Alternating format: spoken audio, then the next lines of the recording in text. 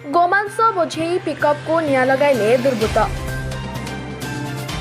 गतकाली विलंबित राति कटक जिला केन्दुपाटण निकटस्थ चौरखाई मंदिरगड़ा निकट में एक गोमांस बोझेई पिकअप गाड़ी को कई दुर्बृत्त निया लगाई देथिबार खबर मिली खबर अनुसार OD 05BB6428 नंबर विशिष्ट एक गोमांस बोझेई पिकअप भ्यान केन्द्रापड़ारू कटक अभिमुखे नदीबंध रास्ता दे जाउथिबा समय केन्दुपाटणा पंचायत चारखाई मंदिरगड़ा निकट में कई दुर्बृत्त गाड़ीटी को निया लगाई देथिला।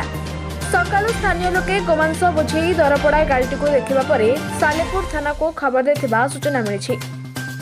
तेबे प्रश्न उठुछि सालेपुर अंचलरू व्यापक गोमांस बोझेई ट्रक विभिन्न समय रे धरा हेउथिले मध्य पुलिस प्रशासन दारुमूर्ति पलटि जाइछि, जहा फଳରେ गो हत्याकारी माने बेधड़क गोमांसर चोराचालान करने सुजोग पाउछन्ति। सालेपुररू जनक बल महांती रिपोर्ट, JBM लाइव।